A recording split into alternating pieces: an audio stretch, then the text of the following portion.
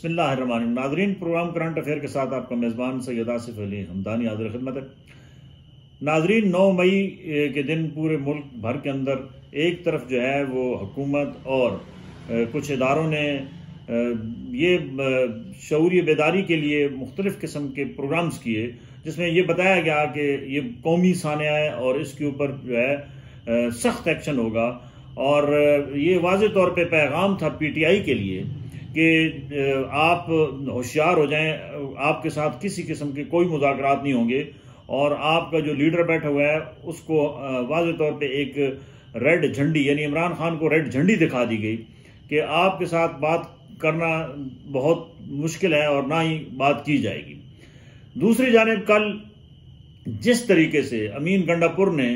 एक बहुत बड़ा इज्तिमा किया इमरान खान की अदम मौजूदगी में, ये पहला बड़ा इज्तिमा था कि DI खान ने अपने हल्के में हज़ारों की तादाद में उस जलसे में लोग मौजूद थे।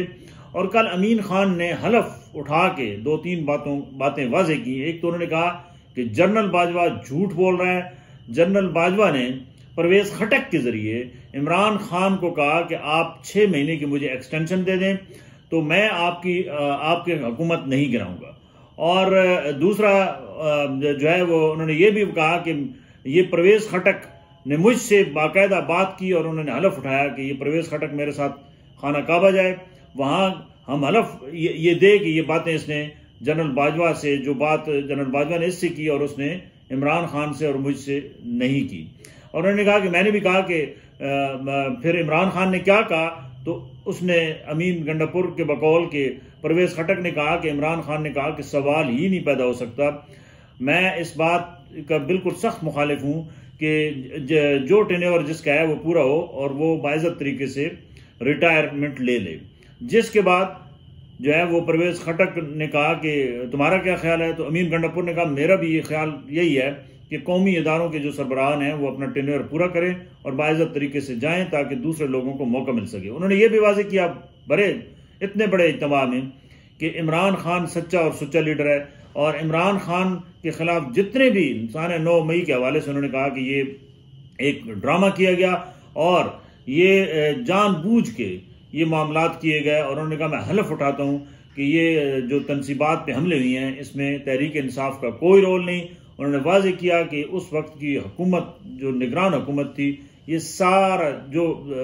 केयर टेकर हुकूमत थी, ये सब उसका किया धरा है। यानी उन्होंने शहबाज शरीफ और मोहसिन नकवी को इसमें मोरद इल्ज़ाम ठहराया है कि उनकी मिली भगत से ये सारा एक ड्रामा रचाया गया और उसके बाद ये PTI को क्रैश करने की कोशिश की गई और PTI की सैकड़ों खवातीन समेत लोगों को गिरफ्तार किया गया, उनके ऊपर FIRs काटी गई। इमरान खान को पहले ही गिरफ्तार किया गया था, जिसके बाद ये पूरे मुल्क भर के अंदर जो है वो ये 9 मई का सानिया भी हुआ। उन्होंने कहा कि इसके मुहर्रकात में जाया जाए कि ये सानिया रूनुमा कैसे हुआ, क्योंकि इसके पस पर्दा बहुत सारी जो है वो लोग हैं और इसके पस पर्दा एक बहुत बड़ी फिल्म चलाई गई है जो PTI के खिलाफ थी।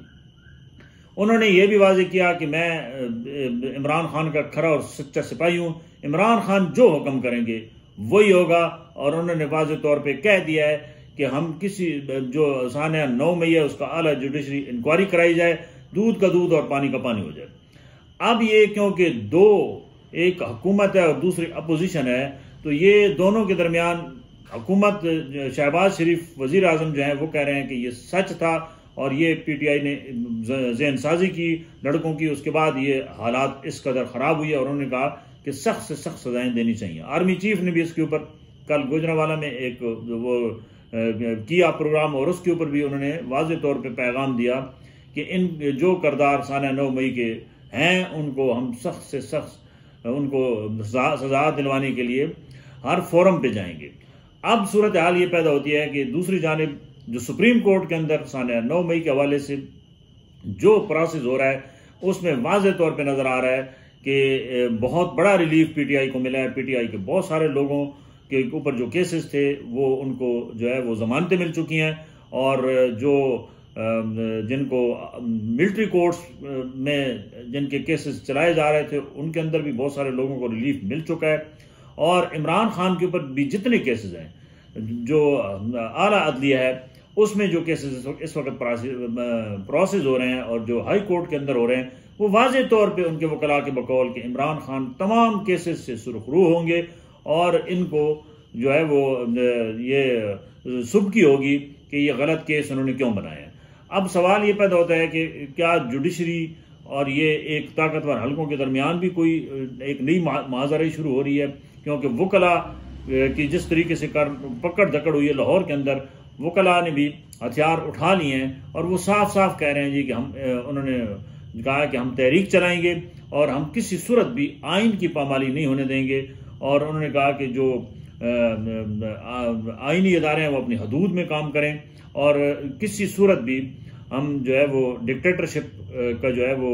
रास्ता रोकेंगे। और ये वाज़ेह पैगाम दिया जा रहा है कि मुल्क के अंदर इस वक्त डिक्टेटरशिप है और ये सब डमी मामला चलाए जा रहे हैं। अब क्योंकि इससे सफ़र जो है वो अवाम कर रही है, अवाम को बहुत शदीद मुश्किलात का सामना है। ज़रूरत इस अमर की है कि तमाम स्टेक होल्डर्स बैठ के इन मसाइल का हल निकालें, बसूरत दीगर अवाम को मज़ीद मुश्किलात का सामना करना पड़ेगा। बहुत शुक्रिया।